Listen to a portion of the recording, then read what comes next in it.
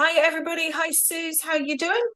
I'm good, thank you, Julia. How are you today? I'm great. So this is video 2 in our new series for 2025, which is 10 different growth strategies to rocket propel your business.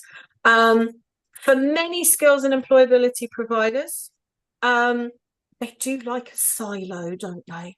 I love a silo. Bless them. So, Bless in them. terms of employability providers that deliver skills, and actually, even for skills providers, one of the big reasons why those silos fail repeatedly is because a learner can get trapped in that silo. Um, so they apply for something and they're assessed as to whether or not they're suitable for that something. And the people in those teams are um, performance managed about fulfilling that somethingness in the contract, and they are not performance managed on how many people they actually deliver quality IAG to and then refer them on to do something else within the business. You also have progression opportunities from one opportunity to another, tends to be a bit of a leaky bucket as well, don't they? Yeah, yeah, learn a contract pipeline. It's a thing of beauty if businesses get it right, and so often they fall over at every iteration of that pipeline. So it's not just between employability and skills, although that is a big thing because understandably so, employability providers that also have skills contracts, the employability teams are KPI'd up the nose with job outcomes. That's their job. And the quicker they get people into jobs, the better, the quicker the pings come in. So it makes sense that they are just going to be focusing on that, right? And But you but then have a massive reduction in the number of people where that job outcome would come quicker and be a better job outcome if we actually manage to deliver some effective upskilling as oh, part of their but employability. I think this is what's interesting. It's because it's a short-sighted. I think something like 60% of restart participants that go into their first job don't reach the first ping because they bounce themselves out quickly. So you can bounce people into jobs really, really quickly, but they equally as quickly will bounce themselves out because that's Because just it how was any no, well, job, not the right job. and it's also because the complexities of the barriers of some of the restart participants mean a bit of skills training, a bit of really good IAG and skills, vocational skills training as part of that journey into work is much more likely to sustain them in work than a quick, sharp intervention from a job coach or an employability advisor. Off your pop, you've got a job down the road as a cleaner, and then no one's surprised or everyone's surprised when they fall out of work 6 weeks later because getting up at 5 in the morning was a bit too much for them, or whatever that happens to be. I mean, I'm generalizing terribly there, I know, but so there is But that. So there's yeah, but a lot of people in long-term unemployment don't know what they don't know. I mean, none of us know what we don't know. yeah, Um, but you can find it's very easy for all people to kind of lie to yourself about how excited you are, how prepared you are to make certain but changes in your lifestyle. also it's flipping terrifying for a lot of them. So if you're easing somebody, and obviously skills gaps arise the longer you're out of work, because if you don't use it, you lose it, right? So Yep. the idea of having employability, restart participants as an example, accessing internal skills provision that is available inside that provider, and those people not being referred into that provision is an absolute. I just don't get it, and I'm not talking to any particular business here because we've seen this in multiples of businesses Yep. that we've been working with around how they've got the KPIs, they've got the KPIs, and instead of looking at that as somebody where you've got maybe 4 or 5 iterations of that individual interacting in the business where financial drawdown is available for that individual, they're sticking to one pot. And so for normal growth this year, never mind the fact that devolved authorities are going to be looking for a much more tightened employability and skills match in terms of what they're commissioning for locally, because that's what they want to see. They want to see people getting into work, and they want to see skills being used to support people to get into good jobs, not any job, but a good job. This silo working is it's first of all it duplicates effort.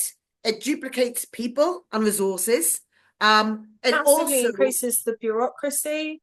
yeah, Um, so it's not that you need to combine those teams together because they're separate for really good reason. yeah, They're very different jobs. What we're saying is we need to be looking at our performance management and data systems so that we can have sensible, regular conversations to guide staff and get them doing the right thing, having the right conversations to maximize the number of people that are being referred for the right training. Because yeah, that's the biggest thing that upsets the skills department is where participants are being sent for anything that's going as opposed and then the tutors start having a conversation and you quickly learn more than the employment coach knows about the who's, where's, why's, and how's of this person and can actually deliver a lot of additional value. yeah, But yeah. wouldn't it be lovely if we didn't have to deliver that additional value because it had already been delivered and the participant was signed up for the right course? Yes, absolutely. And then of course, then you're talking about, you're forgetting that there's an awful lot of sales managers and account managers out there that don't understand how to have the conversations with employers around what that progress looks like in work. So there is all of these different points. So you have great employer engagement teams that sit inside employability, right? Brilliant. They'll go out there and they will get employers involved and engaged in the employability program and get loads of vacancies. There's not very many of them that can then have a conversation about, well, how do we then support your business through ASF funding or apprenticeship funding to be able to upskill your current workforce or to enable us to continue to work with this person we place in employment to make sure they're retaining work by delivering skills and work. And you've got potentially, as I said, 3 or 4 different pots of money that you can use if you track that learner well. And that's all about data, and that's all about learner dashboards or customer dashboards. It's about that thing about all of these different actors that have got a spot in this learner's journey. How are they handing off, handing back, handing to? How is that IAG being processed and But managed it's well also and in a about your timely way? staff training. Oh, um, absolutely. and how there's a lot of head nonsense that happens in this space from individual staff who feel really uncomfortable around the proposition of attempting to remove a brand new member of staff as something so inconsequential as upskilling. So they don't have the conversation. They assume that the employer will be offended or somehow turned off or won't say yes to recruiting that member of staff if you are implying that further staff training would improve their productivity and performance. And so as providers, we can be looking at how we overcome that head nonsense within our staff so Yeah, that they are comfortable having those conversations with employers. and employers love having those conversations. Employers Yeah. love it. Any HR director in the country loves a good conversation about upskilling staff. And it's funny, isn't it? Because when you talk to employers, I talk to a lot of employers, like on the large side, where the idea that they're going to be price led in terms of what is on offer for their staff is an anathema to them.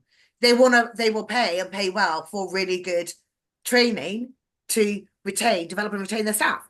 They will. And if you've got an employer that isn't interested in training their staff, you do have to question why you're doing work with that employer. That's it. Because in an environment where it's about sustained work to get the payment from the ping, an employer that's not interested in ongoing support for that candidate in order to keep them in work, and also, it's quite a high risk proposition. But also what it means is that you've got more people involved with that customer, because if you've got the employment advisor who's will be doing maybe in-work support, or an in-work support team that will work with customers who've got into jobs. Then you've got the skills team. So you've got the their tutor who will be working with them to complete their qualification. If they get a job before they achieve their qualification, they can still continue to do their qualification or have progressed on to the next level while they're in work through either co-funded or apprenticeship funding, or have decided to do a boot camp with you now because they're level 3 and the employer will support them to do a boot camp to upskill them. All of those different things means there's a range of iterations with that individual that you can then use as a way to support them to help them sustain and work, particularly if they've got quite complex barriers to get into work in the first place. There's lots of ways of doing it and maximizing value. And for all of the CEOs out there and the FDs out there, maximizing value. You've got individuals, and everybody says it's difficult. Everyone's in the same marketplace, competing for the same learners. Maximize the learners that you've got. Yes, rather than it helps them. having to find, and again, as a skills provider, if all you're doing is signing people up for teeny tiny little bite-sized things, it's killing your profitability and your bureaucracy, and you're having to work 20 times harder than you would be otherwise. If you transitioned to a strategy of delivering fewer, larger qualifications, then you'd need fewer learners to earn more money. And that meet the local market's needs. So, at the end of the day, longer, fatter, more intense, more supporting learners to do things like think about being on time, how they're dressing to come to class and all of that sort of stuff over a more sustained period of time. It might take you longer to get that first job outcome, but you will get a more sustained job and you'll have employers knocking down your doors. On that note, we promised that we were going to shut up quicker on the second video. So thank you very much for watching.